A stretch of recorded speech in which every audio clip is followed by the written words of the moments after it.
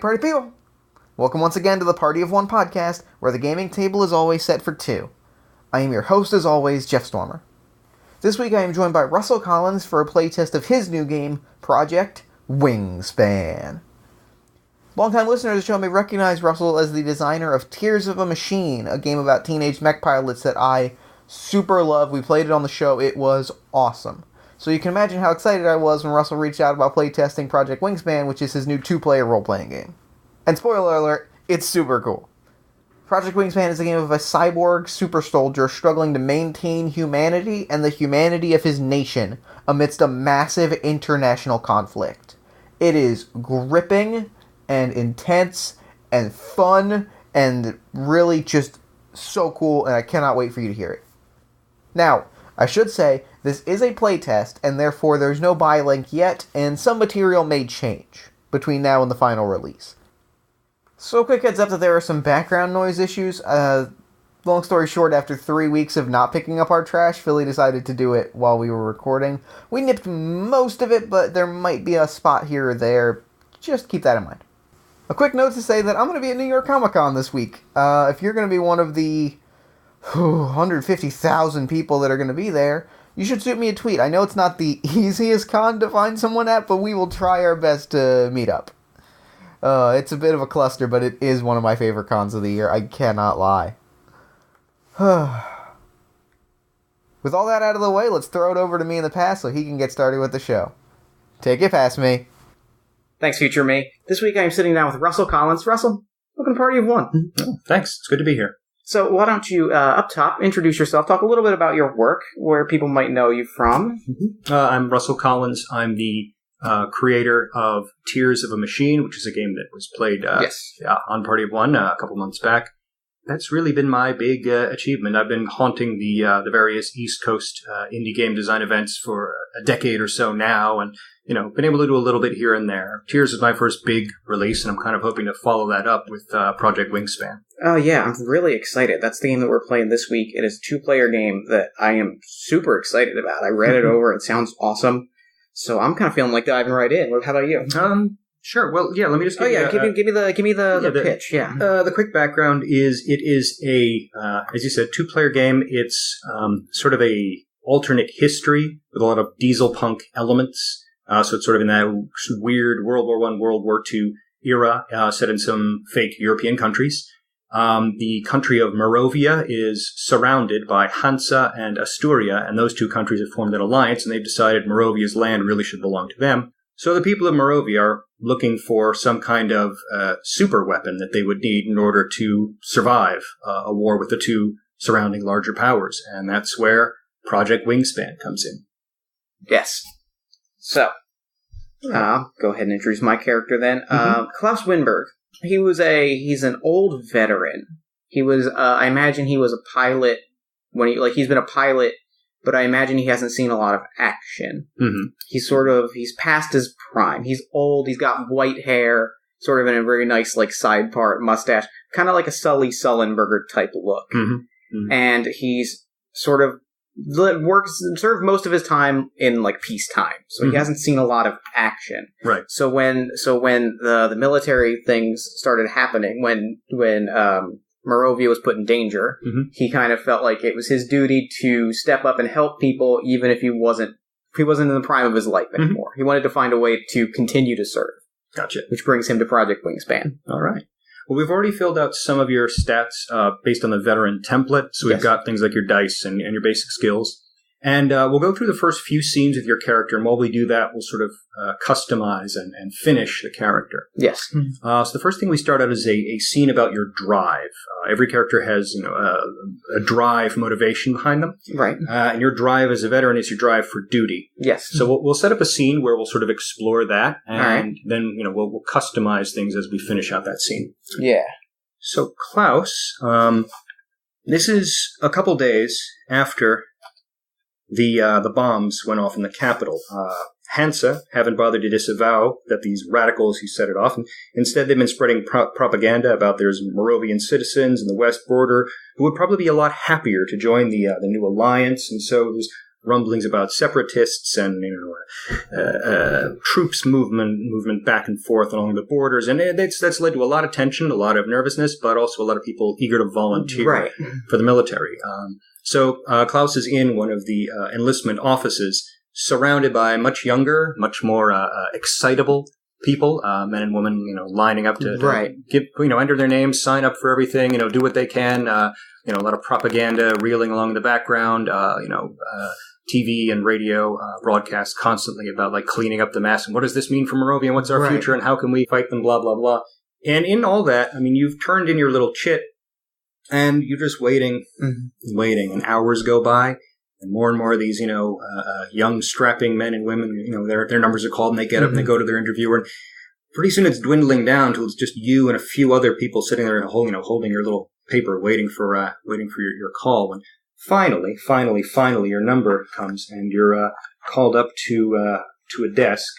The clerk looks pretty worn out by this point. He looks at the page in front and says, "Klaus Winberg. So, veteran, that's commendable, but you were discharged, of course." Oh, of course. Honorably, of course. But, yeah, but your days are, over, sir. But, yes, but, I feel like I could be sitting at home, whittling wood and watching the days go by, or I could be doing something. And it seems like this is a time when we need people who are willing to do something. So here I am. Okay, right. But we need people who are willing to do something who are not going to have, shall we say, special treatment in order to keep them upright and functional in the battlefield. According to the records, there was a wound to your knee involved in your discharge. That's minor. It aches when it rains. It ain't much. Well, it's going to rain an awful lot, sir. Look, I'll see what I can come up with. Just wait here a minute, okay? Sure, whatever you say. And I think he pulls from his pocket that's so old man, but I think he pulls like a candy from his pocket, like a Werther's Original. He's like, he tosses it to him. He's like, "Here, you look like you could use a treat." And he smiles warmly and walks back and sits, and he sort of slouches just a little bit, but not enough that I think anybody would really notice. Yeah, the clerk actually picks up the candy, unwraps it, pops it into his mouth, and then walks back to a corner where he opens up a little door to a partition, says a few words through the door, then stands up, and a guy in a much more official-looking uniform steps out of there. This guy had office worker, military garb. This guy's full dress stuff. But despite his, his neatly pressed uniform and all that, he looks like a guy who hasn't slept in a couple of days. His eyes are puffy, and his his collar's a little rumpled. You see the sweat stains, and he comes around the desk, walking up towards you, extends a hand. "Hello, Klaus. My name is Commander Boza. I've just been told by our clerk here that you are a veteran and you're interested to serve. You'll likely not make it through a lot of the physical requirements, though, if I'm reading your record correctly." "Sir, I understand that, sir, but I am certain that there are duties that can be filled that do not require, there are the young boys on the front line, but I'm certain that there's a role for me somewhere. I just want to serve. I want to do my duty." How eager are you to serve? You're a soldier. You put your life on the line for Moravia before. Are you still willing to do that today? "More so today than ever before, sir. The time that I served was dangerous, but nothing compared to where we are now."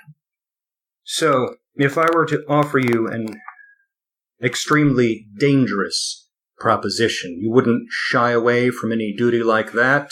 He furrows his brow, and he hesitates for a second, but he says, "Sir, if you feel I'm the man for the job, then I will do the job that is required of me."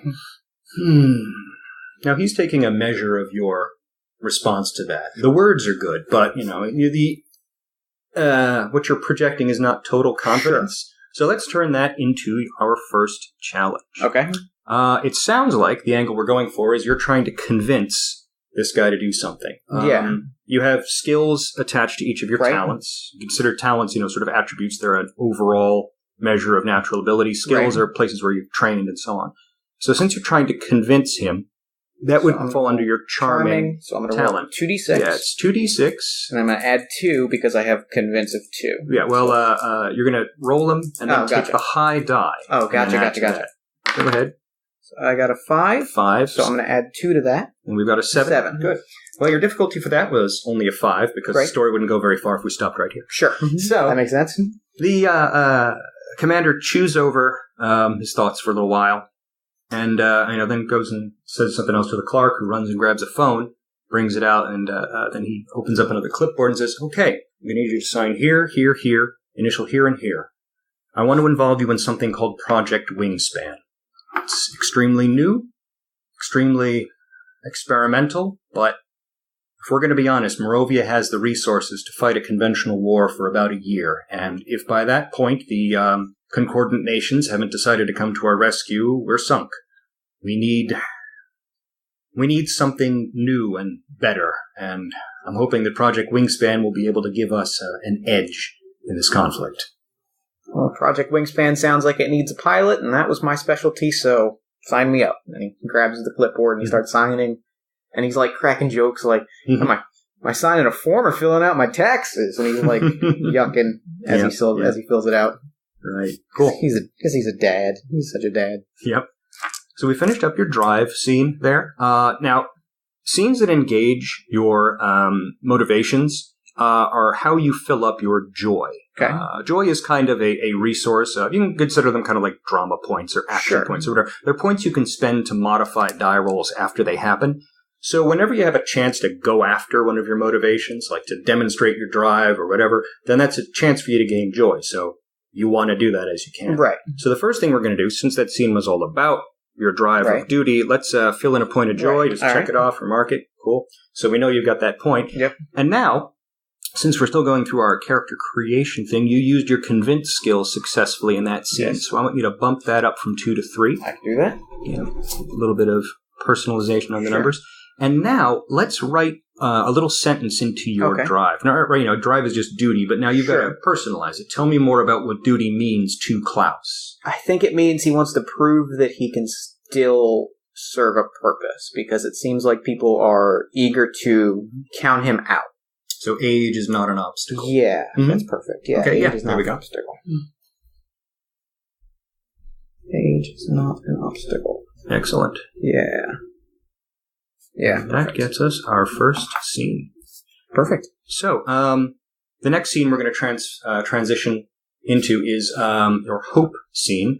Drive and hope are your two motivations. Drive is what you want from yourself, and hope is what you want from other people, what you want to get out of your interactions with others. So we have these two elements of inner and outer for your motivation when you want to, what you want to deal with in situations. So your hope is safety.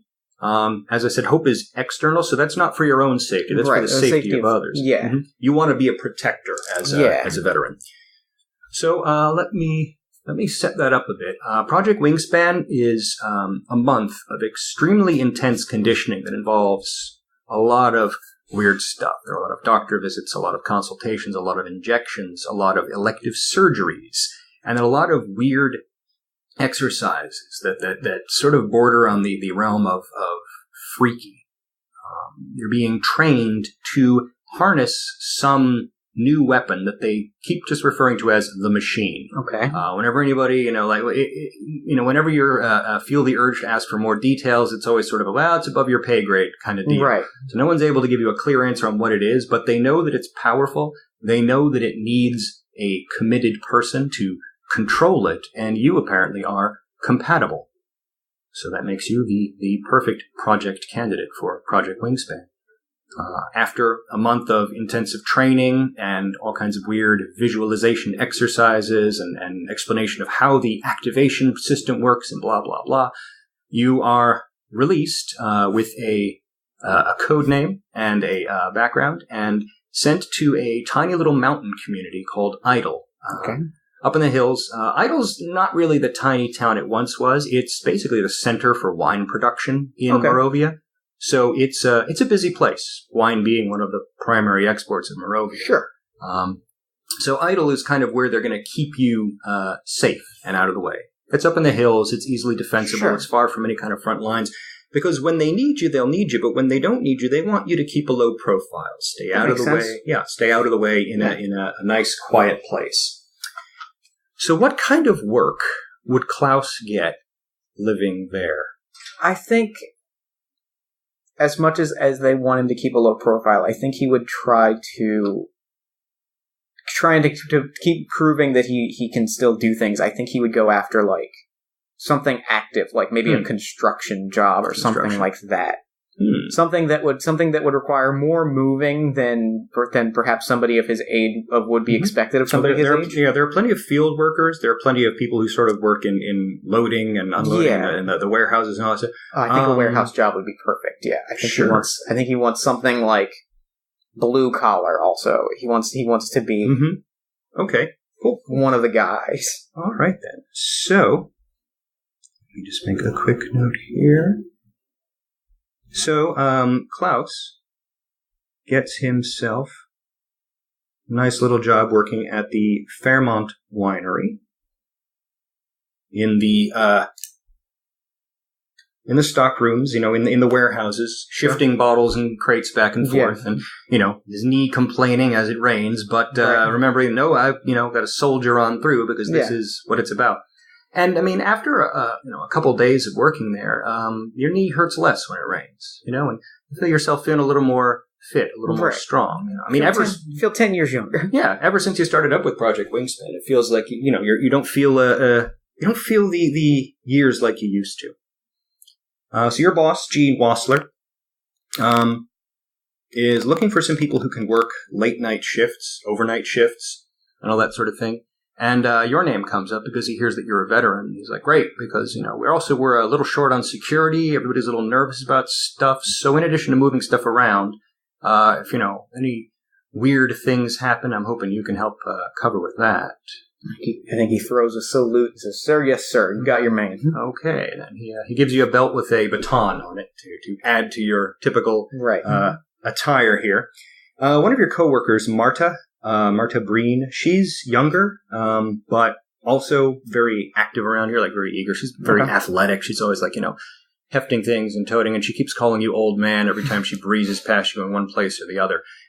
She's just signed up, actually. She's kind of waiting for her orders to go through the enlistment and get deployed. It's a few days, a few weeks, well, it's a month and a couple weeks on now, so things are getting quite serious. Troops have begun incursions in across the border. All the formal declarations of war have been made, but now everyone's kind of waiting to see who's going to strike the first real blow. Right now it's just skirmishes and a lot of troops moving back and forth, and everyone kind of waiting for the hammer to fall. So you're working late one of those evenings, moving those crates and piles of boxes and so on back and forth. Marta cracking jokes constantly the whole time that she does this. When her mother, Hannah, arrives, bringing, her dinner, gives Marta a little picnic basket with sandwiches in it, and then also gives you a couple as well. Hannah's a nice lady. Yeah. You've met her a few times and that sort of thing. And then as Marta's halfway through her second sandwich, you hear a crack and a bang come from far down the row of these crates and boxes. And then the alarm goes off. Sort of, bell starts ringing loudly and chattering. And Marta immediately jumps to her feet, drops the sandwich and says, "Don't worry, old man, I got this." And starts barreling down the hallway towards the source of the sound. Hannah is shocked, drops the picnic basket. He's like, What's going on? What's going on? So what do you do in this situation? Klaus stops. He puts his hand on Hannah's shoulder. Says, "Don't worry. We're trained professionals. We have this under control. Stay here. Stay safe. We'll take care of it." And I think he bolts. I think he like slaps his knee once just to be like, it's time to work, and then like bolts down the warehouse after her. Okay. So what we want to test here is your fitness. Apparently, now there are two skills, two ways to go after using your fitness. Deft is more for dexterity and and being precise, light on your feet, that sort of thing. Whereas strong is more about endurance, powering through stuff, that kind of thing. What do you think is Klaus's approach to getting through this warehouse ASAP? I picture it is imprecise, but like direct. It is like the Terminator one, the T-1000, where it's just like he's got a straight line, and I'm kind of picturing if you've seen Casino Royale, the one with Daniel Craig. There's the chase scene where the guy's like parkouring and he's just pounding through that's what I'm picturing. Uh-huh. So like there's probably a box gets puts in front of him and he just like knocks it over and he's like, I'll pick that up later. Sorry, I'll pick it up later. Yeah. Cool. Okay, so just barreling ahead. All right, so you have 4 for your fifth. So let's pick up 4 dice. 4 dice. Roll them and look for the highest result. It would be a 4. 4. Okay, good. And since you're going with strong, you add 3. 7. That gives you another 7. That's good. That gets you past the difficulty. This one, difficulty was 6. Again, I'm not trying to to knock you out yet. So, you're barreling down the corridor. You see a box of wine. You sort of kick aside, run and race down. And he's making sure to apologize whenever he does it, but he's still absolutely doing it. When you get to the end of the hallway, you turn around the corner. You see there's a pallet that is shifted and a bunch of wine bottles lying on the floor. And Marta is lying face down on the floor in front of them. I think he's going to scoop her up and see if she is still conscious, and try to make sure that she's okay before figuring out who has triggered the alarm. Okay, all right. You run down, you grab her by the shoulder, you start to pick her up. She's like, wait! You're going to scare it! And she pushes herself out of your grip down there, and she gets back down on the floor. And she's looking underneath one of the pallets. Look, there's a little squirrel back there. Poor thing must have gotten in through the skylight. Let's see if I can get him out of there. Klaus leans down and, again, reaching into his pocket, pulls out another one of these candies and puts it just within arm's reach, but also far enough away that the squirrel might come and get it, and puts it down. It's just let's see what it does. You wait for a few seconds before the squirrel is curious enough to come and grab for the treat. As soon as it does, Marta catches hold by the scruff of the neck, and on her way to the door says, "Quick thinking, old man. I guess that's a trick you'll have to remember." Yeah, I got a trick or two up my sleeve. Okay, so that's your hope scene. You acted to preserve the safety of others. Yes. You did it in a very physical way. So let's bump up your strong rating. So that's going to go up to a 4. Plus 4. After this, we stop improving your stats. Yeah. After this, you have to put more work into gaming. Yeah, right. Yeah. That was another successful action in a motivational thing, so that's a point of joy. And now let's personalize your hope. What does the safety of others mean to Klaus? I think it's safety over... It's safety safety over objective, I think is the best way to put it. I think he wants to make sure that everyone's okay and then accomplish the task. Gotcha. His first job is always going to be to help people. And then beyond first. Yeah. Okay. Protector first and foremost. Yeah. Good. So now we've basically finished our character creation scenes, and we can start getting into our first sort of action scenes of the game. Each phase of these introduces a few more rules, so we'll take some time to go over each one as we build them. Cool. So it's a couple days later. Things have been going well for you. Things are going well at the job. After you told Hannah the story about the squirrel and Marta laughed about it, she has been bringing you an extra sandwich each time she visits. So she thinks it's, very kind of you to have have saved the poor little animal instead of, killing it like some kind of brute. But things are still tense. There's still a lot of nervous energy around town. Sure. And it's the kind of tension that you worry, well, it's okay now, but things could get worse. Yeah. And probably will get worse if the war kicks into high gear. One of the things I want you to note on your character sheet is you have 2 ratings there for anger and despair. Those are basically ratings of your capacity to handle the anger and despair of others. Right, that makes sense. It's a war. Bad things are going to happen, but as long as those bad things are kept sort of within the bounds of those numbers, then you can deal with people. Once the mood of the country shifts too far one way or the other, you're kind of out of your depth. That makes sense. Yeah. Yeah. So just keep that in mind. If things get that far, then it's gonna get harder and harder to talk sense to people who are at wit's end. Yeah. Right. Mm-hmm. All right. So you're just finishing up a shift. You just finished packing away some boxes. You're toweling off the sweat and putting your cap back on and on your way out. When you see Commander Boza is waiting for you at the door on the way out. He's already got your coat for you. Oh, wonderful. Yeah. We need to hurry along. It's time for a deployment. I throw him a salute. I still respectfully grab my coat and I say, "Lead the way, sir." Mm-hmm. You notice that he's actually wearing a pretty plain coat as well, over his uniform. He's just trying to sort of keep things quiet about who he is, where he's going. He leads you down to a Jeep, and they begin to drive out of town as he gives you sort of the lowdown. So there's basically a skirmish on the border, and a few soldiers from that skirmish seem to have broken away, found their way across the mountains, and are now heading towards a tiny little village, little hamlet. They've got the area surrounded. They can probably control it pretty well, but they're seeing this as a great test opportunity for Project Wingspan, so they want to send you in to deal with this small incursion quickly and just demonstrate to the military what Wingspan can really do. All right. So they drive you down to what they call the scrapyard, which kind of is a scrapyard. Right. It's, old rusting machinery and chunks of cars and all that sort of thing.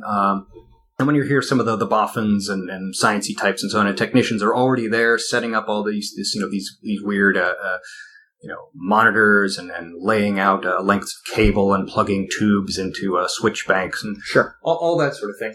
There's also a little tent set up off to one side. You're hurried into the tent where a nurse hands you some hospital scrubs and then steps out of the tent. Just best to change out of your street clothes. Once you've changed and you're in your little hospital scrubs, they hand you this thing called your activation injector, and they walk you out to a little X that's been painted on the asphalt, on the cracked asphalt in the middle of this. X marks the spot. Yeah, middle of this junkyard. Everybody gets back a safe distance. They sound an alarm klaxon that buzzes 3 times, and then you jab yourself in the leg with the injector. Now, it starts out as kind of a warm tingling from your leg that sort of spreads up and down through your whole body. And then that tingling becomes more of a vibration. And it builds and builds and builds and builds until there's just sort of searing heat and a wave of pain. And the machine, in all its little tiny flittering black dots, just bursts out of your skin. Okay. You're sort of coated in a mist of your blood, but the pain immediately recedes after that's done. And then there's this gray, swirling cloud of all these tiny, tiny dots just floating around you in all directions. This is the machine as it emerges from you. And then it begins doing what it's meant to do. It begins to build your weapons. The little dots fly out towards all the chunks of rusted metal and plastic and glass. They settle on them and then fly back. And fly out and fly back and fly out and fly back, so that they're sort of nibbling away at the metal, like insects, tearing apart something and carrying it back in tiny pieces to you. Yeah. And as they bring back these tiny little treasures, they start to construct them into your weapon form, your body as as the wingspan weapon. So let's talk a little bit about that. Yeah. First of all, let's think about what you look like in your weapon form. This is part of where those visualization exercises came in. The machine really is guided by your imagination more than anything else. So you look kind of like what you expect you would look like as a one-man mechanized army. So it could be, for our purposes, it could be an Iron Man suit, could be something more bird-like, could be, Samus Aran, whatever. But generally, it's a humanoid form covered over in metal and equipment and all that sort of thing. So what is your weapon form shaped like? I think it has wings on the back, like jet wings, plane wings, because he's a pilot. And I think when he's visualizing things, he visualizes like planes because that's what he knows. And so he's got wings on the back, and it's sort of a metal, like plated sort of a combination of like armor and almost like the proportions of almost a flight suit. This like wing set on the back, and it's like plating, like it's got like the big heavy metal chunks, slabs. Yeah. And so it looks chunkier than I think you would expect such a like state of the art weapon to look, because I think he has a hard time visualizing like sleek angles and things. So I think it's very chunky, it's very big, and it has this bulky jetpack with like jet wings sticking out the back. Big military industrial piece of machinery. Cool. That's good. That's good. Well, now, let's talk a little bit more about the upgrades to your machine. All right. Your machine has a rating, which is basically how much of you has been given over to being the machine. Yours starts at 2, because you're a veteran. Sure. And you're going to, because you have 2 in machine, you're going to activate two upgrades on your character sheet. You can upgrade your fit or focus talent, and then you can upgrade your deft, strong, intellectual, or observant skills. Basically, pick whichever 2 of those you want. The upgrades on talents add +1 to the result whenever you roll those dice. Okay. The upgrades on skills add +2 to that skill. So since they're more focused, they're more potent. And then we can talk about what those sort of mean as you pick out what matters to you. I think it's going to be focused. Focused. I think focused. Good. And I'm going to go with deft. Okay, cool. Yeah. One thing to note, in future deployments, you have the opportunity to shift your upgrades around. Right. So you're not locked into these forever, but that's good. So what that implies to me is with focused, we're talking more about distance work, range, ranged weapons, that sort of thing. When we're talking about fit and deft, we're talking about, light, quick movements. Yeah. So think about what kind of armaments that implies. Overall, you can... Just as you can visualize your body, you can visualize different weapons, and the machine builds them for you, like either into your suit or just into your hands. You can visualize a sword, and it's there for you. Right. Visualize, a combat rifle. A lot of what they were trying to do in training was trying to push you to visualize new and more elaborate things. What about a sniper rifle that fires lightning bolts? What about a sword made out of light? So those 2 upgrades there, the one that's improving your deft means it's improving your grace and movement. So your wings are probably larger and more bird-like in that they can shift and adjust. They're probably more steering engines built into you, so that you can move quickly and lightly. You might not ever really touch the ground. You might always just hover a little bit above. And I think that's exactly what he visualizes, because like I said, I think he sees so much. I think he was a pilot for so long. I think he sees a lot of like his visualization was seeing things through his experience piloting. Good. Yeah, and you find at your hip there's a saber there, a light, quick to wield sword. Now for focused, I think that the long range guns that are built into your suit or built over your shoulders or into your arm plates are larger and more powerful. So they're almost tiny turrets built onto you, like the bubble turrets on a bomber. Those are exactly what I'm thinking. Yeah, built into your armor plating. You have several of those that sort of track around, looking for targets around you. I'm picturing ball-jointed, like, turret-type guns on his shoulders that kind of start out forward when he's facing up and then kind of turn up when he turns down to fly. So they kind of rotate depending on his, like... Track with your movements. Yeah. Excellent. Yeah. All right.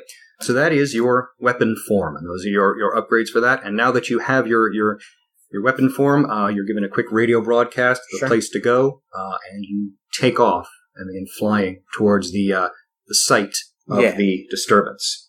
So, one thing that I do want to touch on now quickly, when you're in combat, you are fighting as sort of the exemplar of Morovia. That makes sense. When you're in town, the things that happen to you. But once you're on the battlefield, the things that are going on here will have an impact on what comes after. The ripples are going to carry out from what you do here. So, when you get hurt, Morovia gets hurt. When you succeed, Morovia succeeds. But if you go overboard and succeed too well, then Morovia is going to get whipped up into a frenzy. Right. And you might not be the defending force for very long if that happens. We don't want to become entirely warlike as a people, but perhaps. We'll see. We'll see how the war goes. Yep. So Commander Broza is speaking in your ear and guiding you on your way to the location, this tiny little hamlet. Apparently, the troops there have already sort of set up camp in the middle of town. Okay. They had one of their Blue Beetle walker tanks. It was one of those big diesel punk things, a 6-legged tank with them, and they think it's broken down because they've perched it in the middle of town next to a church and built, put sandbags around it and sort of set it up there. There's a lot of shouting and so on, with the forces who they know are sort of formed a peripheral around the city. There are already people shouting like, we'll start killing people if you try to come in here after us and all that kind of thing. So it is kind of a standoff, but Berza is confident that your quick action will sort this matter out right away. And people are looking this way. It'll be a good indicator of what Wingspan can do. Yeah, that makes sense. Mm-hmm. So let me talk about one other rule, which is your power level. Right. You're not you don't have an infinite battery when you are flying around as the as your weapon form. There is a power level, which is kind of a limitation on how many actions you can take. That makes sense. Yeah, before things run out. We're going to start with a power level of 25. Okay. For this encounter, and that means that as you act, you'll be ticking down that pool of energy. Sure. So the other thing to introduce is the fact that the enemies now have buffs. A buff is an advantage that the enemy holds that can be, that can reduce your combat effectiveness. Right. Each, action might run up against a buff. And when you face a buff, you can either say, all right, I will power through this obstacle, and you'll have to roll fewer dice in order to power through. Or you can take a separate action just to remove buffs on the enemy, which we call debuffs. So let's, in the city, in the town, rather, we have that walker tank, and we have the crew of it. And they're both two separate units for the purposes of the combat. What do you want to handle first? What do you want to deal with first? I want to take out the tank first. I feel like, because I feel like if I take out the tank, then the crews will be they'll be scattering, and I can take them out a little easier. Okay, cool. Yeah. Well, the tank is dug in, which is probably its first buff is the fact that it's dug in. It's they put their sandbags around it. They've protected it as best they can. So it's got some defense there that you'd have to either find a way around or power through. It's also got its main gun trained on the church. Okay. So effectively, it's sort of holding the building itself hostage. And you expect that's probably where they're keeping a lot of the people. Sure. So it has those two buffs in its favor.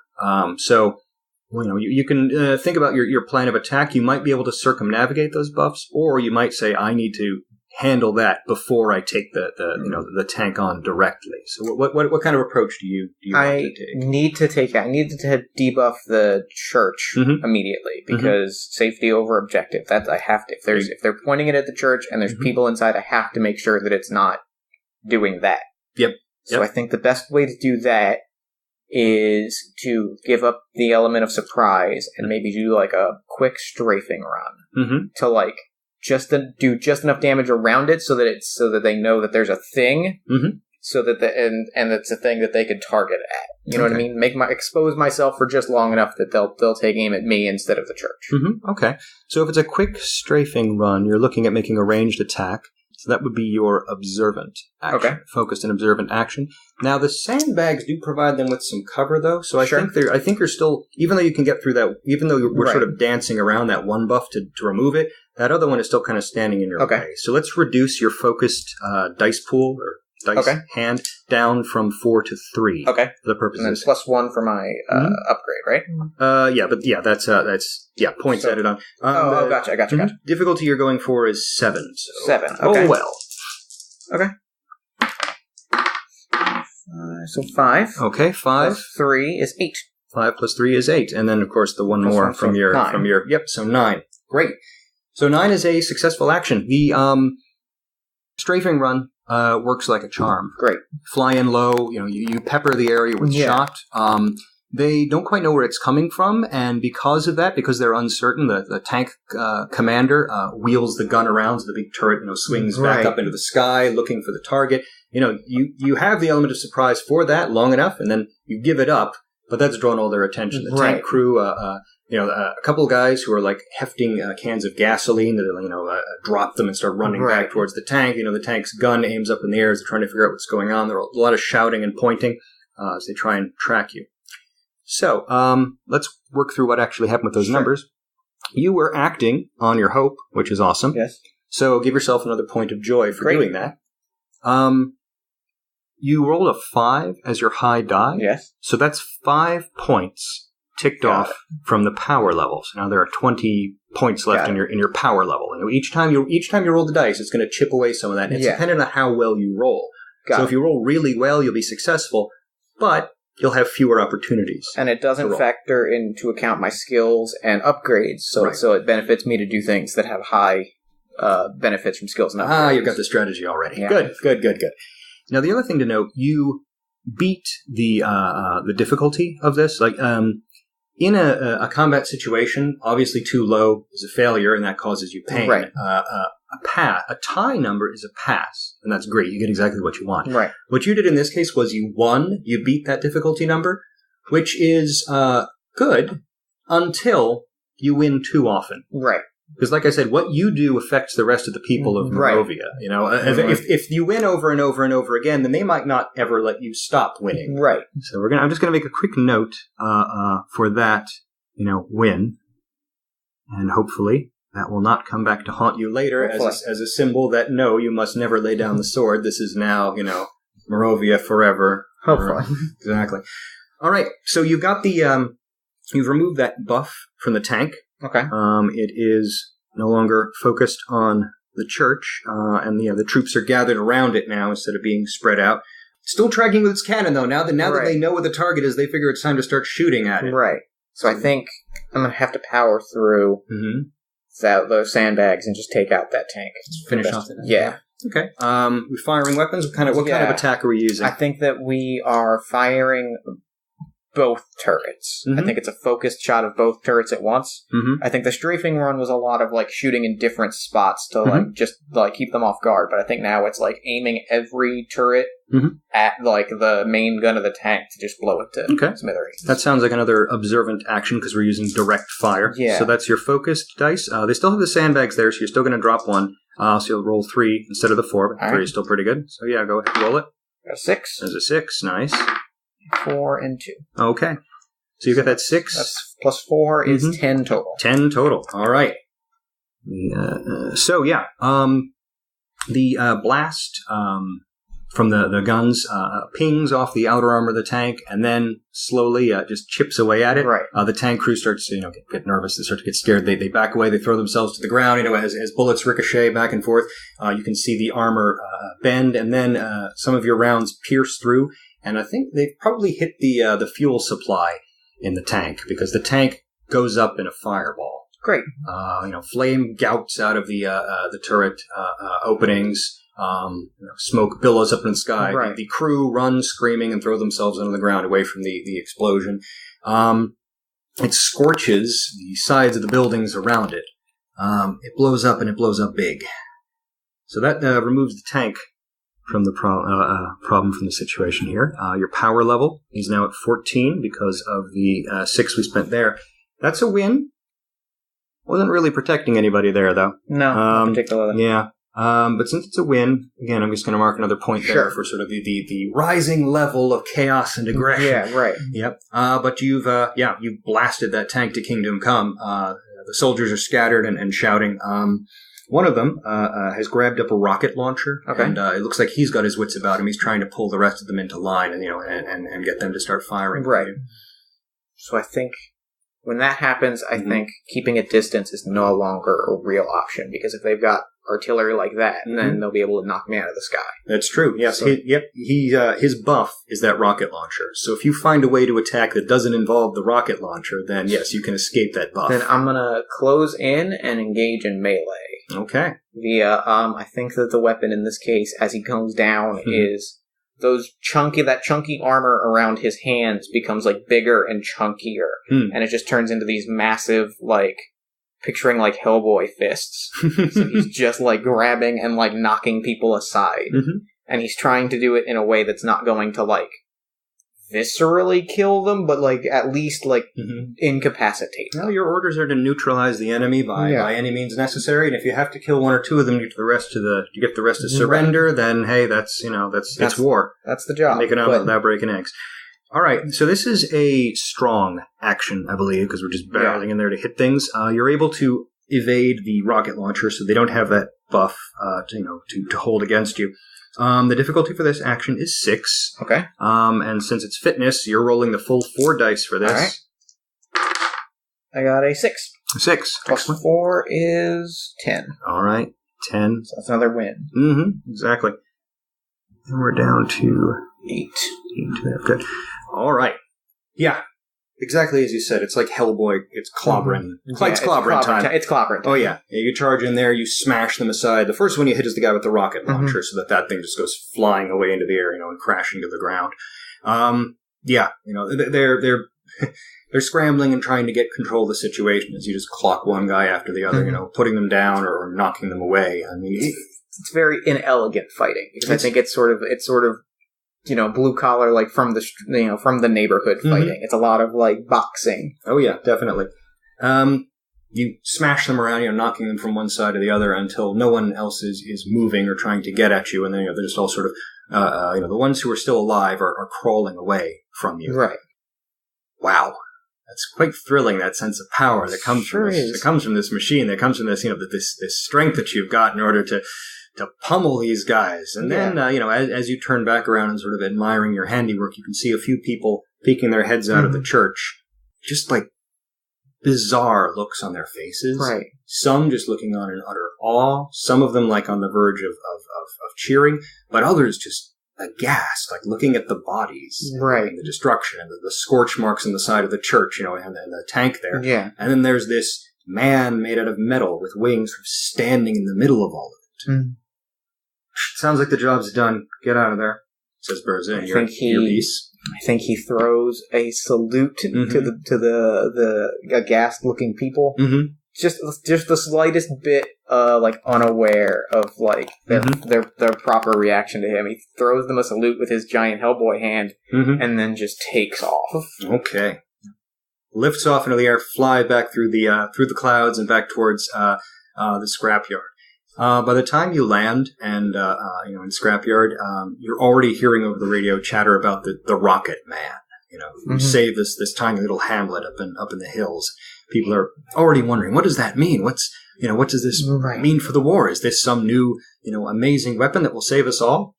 As you set down and begin to step back towards the little changing area, you give the armor, give the machine the command to stand down. Sure. And all that armor, all those big pieces that we covered over, you begin to peel away, break apart, just sort of dissolve. So that they fall off you in chunks, and those chunks separate into smaller pieces and smaller pieces after that, until there's just sort of this a trail of gray powder left behind as the machinery breaks apart, and you step into a little tent where your clothes are waiting for you to change back into them, and then you're back in the Jeep on the way back to town with Commander Berza giving you sort of a post action congratulatory speech, telling you, really impressed by what you did out there. Great work. Looking forward to seeing what you can do next time. I mean, you've set a great example for the people of Morovia, and you're an inspiration. So I had a job and I did it. It's nothing to be overly proud of or overly scornful of. I admire a humble man. It's good of you, though. So once you're back in town, a couple days have gone by, and the war has definitely picked up. I mean, there are more and more stories about it. Right. Marta is bouncing around ever more eager and anxious to get out there and do something to save her country, and that means Hannah is getting ever more nervous. Mm-hmm. Since we're back in town, let's take a look at the anger and despair things. So during that fight, we had 3 wins. Right. The opening up anger and despair in the world is 0. So we didn't really have any losses by you, so despair stays where it is at 0. Okay. But the wins begin to track upward. So that first point will bump our anger up to 1. Now this goes sort of in ranks. Right. So in order for it to go up beyond 1, I actually have to have 2 more points. Oh, and hey, I do have 2 more points. So that means that the anger reaches 2 in the world. Okay. Those 3 points break down to 2 since it advances and advances by ranks and so on. That makes sense. Yep. So that means that the current anger out there is 2, which is fine, because you have the capacity to deal with 2 anger interactions with people. Once it gets beyond that, and people are a little more freaked out than you're comfortable dealing with, and things start to get difficult. Right. But right now, all the propaganda and the shouting and the people, cursing the Hansa, along with every toast, here's to your health and here's to the end of the Hansa, here's to your health and here's to the death of the Asturian Empire. That's not getting to you yet. That doesn't strike you as beyond the pale. So it's okay. That energy is out there. It is a war, and it will die down when the fighting ends. Mm-hmm. Exactly. People will come to their senses. Yeah. No one's gonna turn this into a bigger thing than it needs to be. I'm sure. Of course. I'm sure it's gonna be fine. Yep. So anyway, you're back in town now, so we can open the story up a little bit here. You can do more about what you want to do in town. Similar to the power level, now we have the war clock. Okay. So in town, we have an element like the power level that we're tracking. It ticks down with your actions as before. When that hits 0 or less, then there's another attack, and you're going to have to abandon the town to go do stuff. So in town, there are a couple of things we can pursue. You can try and build connections with people. You can try to improve yourself, or you can just see what kind of things happen in town that you can get messed up in. Right. Let's make a bond character for you. So, I would love to build a bond with Hannah. Hannah was the mother, right? Yep, Hannah was the mother. I'd love to build a bond with Hannah. Okay, yeah. We seem to have a connection. So let's note her down on the first bond there. And next to her, just put a 1 in that J-shaped box there. Now, a bond is important because every time you are in a scene with someone who has you have a bond with, you get that chance to earn those points of joy, even if it's got nothing to do with your drive or your hope. Like, you can just call on her in an entirely social manner, without worrying about duty and safety and honor, and that still gives you the chance to earn some joy from that interaction because she matters to you. Yeah. Just as much as your duty and honor and safety do. So one of the things you probably want to do is pursue building up these bonds with people. It's a source of joy. It's a way to keep the story moving forward. Yeah. And deepening those bonds gives you more chance for more joy. Right. Self-improvement, as I said, training stuff can also be used to increase your stats, and that also involves using up some of your time. So what does Klaus do? I think Klaus is going to ask Hannah on a date. Mm-hmm. He's going to do it real old-fashioned, with flowers and such. But I think that he wants to. He senses he likes Hannah, and he wants to pursue that.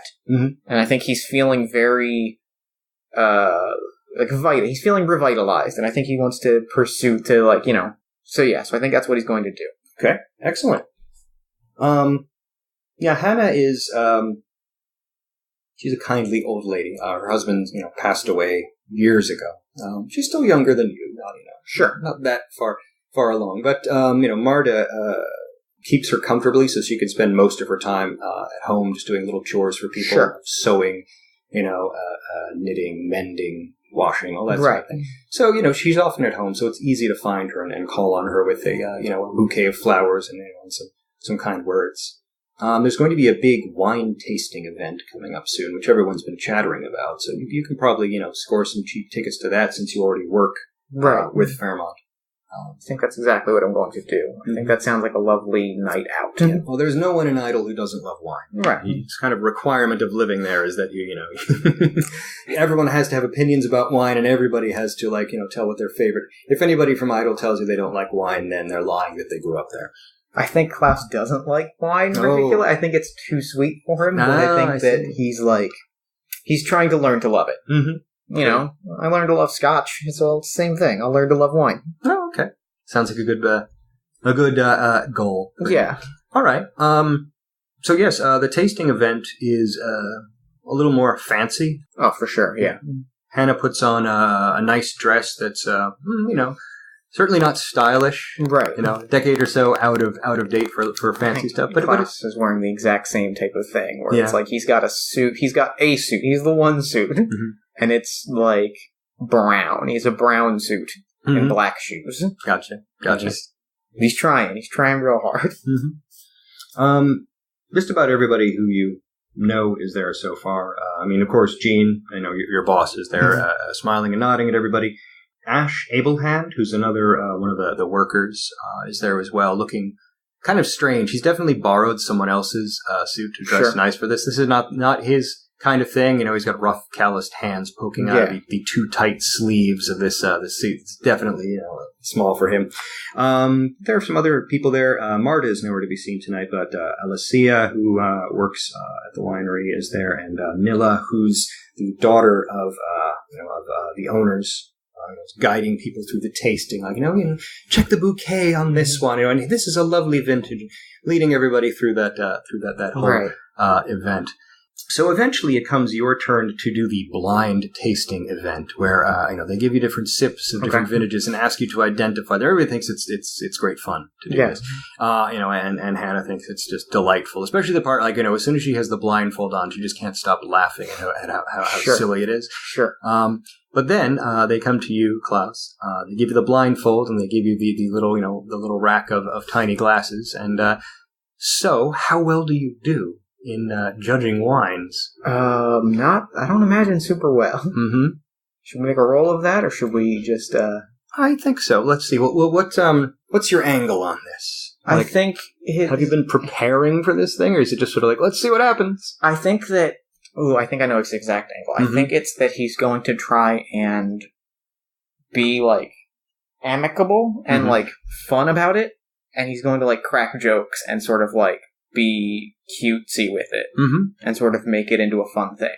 Okay. Sounds like he's trying to be charming and hopefully empathetic so he can, get along with people and all that sort of thing. All right, cool. So, that's 2 dice for your charming. The difficulty on this one is 6. All right. So it's 2 dice for charming, but you... I did not succeed. Okay. Yep. 4. 4. All right. So there's our first failure. You crack a few jokes, smile, and everyone laughs and so on, and ha ha ha ha ha. But then things get a little too jokey, and you make kind of a buffoonish move with your arm. And you hear a glass hit the table, and you hear some startled gasps. When you pull the blindfold off, you see that you've managed to knock over one of these tasting glasses, splash it across the table. Nilla is frantically dabbing at the white sleeves of her dress, trying to do something before these red wine stains set in, and Hannah is sort of staring at you with this, kind of aghast at so upset about this faux pas. That is important around here. She apologizes profusely, stands up and then sort of grabs you by the arm and pulls you out of there. Right. So, she pulls you out of there, embarrassed. Really embarrassed. This is not a situation that's worked out well for you. Right. I'm going to tick the war clock a little closer to the next bad scene. Right. Now, we kind of moved past that quickly. I think we both enjoyed the idea of the failure. There are ways you can try to buy your way out of failure with joy points, but I kind of liked... I think it works better if it fails. Yeah, I think that's not his scene, and I think it's better for him to not fit into that scene. Yeah, you go home a little embarrassed, just as Hannah does. So I want you to mark 1 point of pain. Oh, okay. Now, you can see that pain and joy are on opposite ends of a scale. Yes. If the two run into each other, then they can start to override one another. So, if you have a lot of joy, you can help prevent gaining more pain. The other side of that, though, is pain ties closely into your machine. The machine in you doesn't really understand pain. Sure. So any kind of pain can sort of force it to activate, to try and preserve you. That makes sense. Yeah. So that means, if you were to get shot, the machine would activate itself in order to preserve your body. Right. Unfortunately, a repeated heartbreak doesn't feel that different to the machine, so it might start to exert more of its control. Human emotion. Yeah, exactly. Human emotion doesn't mean too much to it. Right. That makes sense. But after, After a few nights, Hannah seems to have forgiven you, forgotten the event, and all that kind of thing. Nilla, you've noticed, keeps an eye on you, and has sort of spread the word that you're clumsy, because now Marta never lets you pick up anything without one of them. Oh, be careful you don't drop that. Sure. not as aggressive, but still in that sort of playful old man way. Right. Yeah. She knows that you were trying to impress her mom, and she thinks it's cute and all that sort of thing. Yeah. Mm-hmm. So I think that's the next thing I'm going to do is, I guess we can phrase this as training, is he's going to try to be, like, extra graceful at work. Mm-hmm. Like, do things maybe even a little, like, slightly recklessly of, like, trying to show that, you know, I was blindfolded, that was an accident, I'm actually very graceful and young and virile and all those things. So you're trying to improve an ability. Yes. All right. Well, which ability are you going to improve? You can work on a skill, or you can work on a talent. I think I'm trying to work on deft. I'm trying to work on the skill deft. Yeah. Ooh, deft. Okay. So improving a talent isn't really just like a one and done thing. Sure. It's sort of considered this is time you're spending through the days and weeks in Rovia. So in order to improve deft, go ahead and tick off the first box on a little track there underneath deft. That's good. That's one already. Once you've ticked off more boxes than your rating goes up by 1. Okay. So in this case, since your rating is 1, once you tick off the second box, your def goes up to 2, and we clear that away. Now, for the time you spend doing that, roll a d6. All right. 1. 1. That's great. Your training is extremely efficient and doesn't interfere with other stuff, so the war clock only ticks down by 1 with that. So yeah, you spread that through your days, trying to demonstrate. I'm practically a ballet dancer. Yeah. I think it's slightly obnoxious and adorable in equal amounts. Mm-hmm. Yep. What do I think he wants to do next? I think he's probably. Could I train that again immediately, or should I do something else? You can if you like. You've got time. There's a lot of time on the war clock. Because I think I want to put that up to 2. Mm-hmm. He's doing that, like, during work, and I think he's doing a lot of duck and weave style things to sort of, like, he's got those memories of, like, boxing those dudes, so I think he's doing a lot of this, a lot of ducking and weaving, like, after work. Let's roll that again. Yeah. 4. That one's 4. Okay. That ticks us down a little further on the war clock.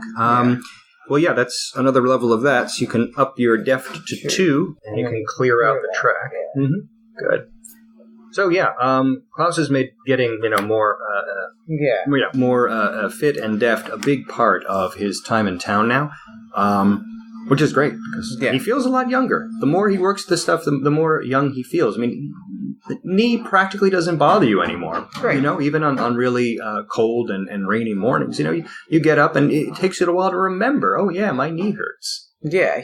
I think he's doing good, and I think he's going to. As he's doing this, as he's feeling better and feeling more agile, I think he's going to take the time to maybe show off a little bit, or, like, show off or suck up, or, like, try to win back Nilla. Oh, okay.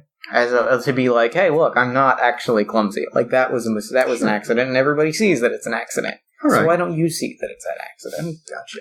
All right, so one day, as your shift is ending, it's an earlier shift this day, so you're out in the afternoon. You decide you should probably swing by the offices, see if Nilla is there. It's a good chance to catch her. Sure. So as you're, on your way around to the front of the building, it's a beautiful day, by the way. It's almost all, Idle is just the place where postcards, where postcards come from. So beautiful rolling hills and, wineries and vineyards and all that. Yeah, and even the town itself is this little picturesque collection of buildings and so on. Even though it's built up, but only as far as a village town in that, little area can be built up. It's quaint. Very, very quaint. So as you're making your way around to the main building, sort of, the offices of the winery, you hear a commotion, coming from a little further down the road in front of one of the little depot stops where the trucks pull up to load, boxes. There's, a group of people gathered around and shouting angrily, at someone. Getting a little closer, you can see that it looks like Ash Ablehand is on the ground on his hands and knees, and there's a ring of men standing around him, and another man, it looks like it's Gene Wassler's son, actually, is standing over Ash, shouting at him. It looks like he's just thrown a punch at him, actually. He's not, hollering at him. Okay. So, I think Klaus inserts himself without hesitation because a friend of his is in danger, and that's his immediate instinct is get between get between Ash and his assailant and just be like, hey, what's going on here? This is Brand Wassler is the guy who's... Get between Ash and Brand and be like, hey, let's calm down. Everybody relax. Let's take, Mm-hmm. Okay, yeah, you step in into the situation and Brand is hollering at Ash over and over again, like, why don't you go back home? Why don't you go back where you belong, Asturian scum? People like you don't belong here. I don't care. And Ash is kind of an honest, simple, straightforward guy. He's a good worker. He's exactly. a hard worker. He's a good worker, a hard worker. He doesn't really. He's not a big picture type person. Yeah. So he just seems astounded that Brand is shouting at him like this. Like, I was born here. What do you mean? He's like, no, Abel Hand. Come on, that's the most Asturian name in all of town. You don't belong here. Get out of this country. Get out of here before someone hangs you for treason. You spy. I think at that he lightly shoves Brand and is like, hey, there is no need for that kind of talk. That is a house divided cannot stand. I will not hear this sort of talk from my friends and coworkers. He's surprised to see you put yourself into this. I mean, there's a whole crowd of other men, of other field workers who don't really want to step into this. Yeah. So he's shocked that you, of all people, are standing up to him. He takes a quick step back. It takes an evaluation of you. Surprised more than anything else. Winberg, huh? Winberg. That's an awfully Asturian name as well. My grandparents were immigrants. You have a problem with that? Maybe I do. How do we know that you're really loyal to the cause of Morovia? I served in the Morovia military for 25 years. That's the perfect cover, for a spy, he says. And with that, he kicks out, with his boot and catches Ash's elbow just as he's trying to prop himself up, making him fall back into the dirt again. I think at that point, he pushes him back. He helps Ash to his feet, and he's like, Ash, go to the break room, and he hands him, a few dollars, and is like, here, go have a drink on me, take a break. And he turns back, Brand, you seem to enjoy picking on people, and he sort of holds his arms out, feel free to take the first shot. Ooh, boy. Okay. Well, Brand is angry. Brand is eager to hit things and so on. Brand is also young and fit. That has nothing to do with why he's picking this fight, I'm sure. I'm sure. It's not because he's a huge bully or anything like that. So, the fact that he sees this young man doing this has nothing to do with why Klaus has jumped so readily into this. It's certainly not a compensation thing. Right. So Brand is a bully. Which is definitely one of his buffs. That's something he has in his favor. He has also a bit of a ringleader as well. So if the other people get involved, they're probably going to be more on his side than yours. Right. Difficulty to deal with him is a 7. So you're going to take a hit from a bully. Right. All right. That sounds to me like we're relying on your fitness and probably your strength. You just want to take the hit. I say because of his buffs, let's drop that down to 3 dice from 4. So go ahead and roll your fit. Okay. Roll those 3 dice. I got a 6, and a 4 is 10. All right, 6 and a 4 is 10. He lands a solid punch on you, and you don't even flinch. There's a tiny little flare of pain, and then it's just washed away, immediately. You know that there's pain. You feel the impact. You feel a bit of a crunch happen somewhere, but then it's just it's like someone turns the volume down on it and it's gone. So what do you, how do you follow up on that? I think that he's going to stand there and maybe try to use the fact that he hasn't flinched and he hasn't moved to intimidate him and be like, you can take another shot, but like I said, 25 years of military, I've learned how to take a punch, especially from a kid. Well, with that 10, you've won this scene. Yeah. I mean, you can thrash him, you can talk down, whatever. I think he's just talking him down and being like, you can throw another punch. Go ahead. I'm here. I have all day. You want to take your anger out, take it out on me. I can be here all day. And he stands there with his arms extended like, Phil, please, go ahead. Yeah, that frightens Brand more than anything else. He's a bully. He hits people and they cry and they run away and all that sort of thing. And here's somebody who's, decades older than him, just took a hard punch, squared in the chest, with no effect. So he starts to stumble back away. It's like, you're not natural. He turns and storms away. A couple of the men go with him. The others sort of drift back away to their various tasks now that the excitement is over. Right. So that was definitely a win for you. Yes. And you were acting to help someone else. Yes. Sounds like it's in line with your hopes. So go ahead and give yourself another point of joy for that 4 points success. of joy now. Excellent. Good. Yep. Good. So you still need to catch up with Nilla at some point. Yes. The rest of that day is pretty much a wash. Right. So a few days later, you get your chance to try and make your peace with her. Her office is very nicely appointed. Her father's getting on in years, so he's doing less and less work around there. So she's kind of taken over most of the running the business. So it's a nice, clean office. There are secretaries breezing back and forth with invoices and shipping forms and all that kind of thing. She's there seated at her desk to quickly dash off a signature here, take a call there, and keep the wheels turning. But you're given a little time to talk to her as the day runs down. As the calls come fewer and fewer, and the invoices come less frequently. Sure. So, Klaus, what can I do for you? She says. As she does that, she immediately takes her elbows off her desk and tucks her wrists in close to her sides. I think that he is going to smile and maybe lower his head a little bit and be like, I just wanted to see if there's anything that you needed done around the office that maybe you could count on. Maybe just see if there's anything that you in particular need taken care of around the warehouse. So you're asking for more work? I always am looking for another, more things to do. I love my job, and I love helping out. Good of you to help, Klaus, but I mean, you have your job and you do your piece, for everything, right? Yes, of course. She's giving you a nod that looks like she's trying to communicate something else to you. I mean, you're not just here for your job, right?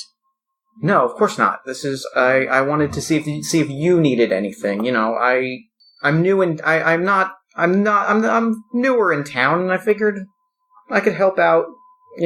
Help out a friend. I can help out a friend. Okay. Well, that's good of you. Tell you what, there is probably some stuff we can put you to work doing around here in the office as well. Let me see. She starts, flipping through papers on her desk and all that sort of thing. Oh, Alicia probably needs help setting up. She's got to organize another event. There's going to be a festival in town in a couple weeks.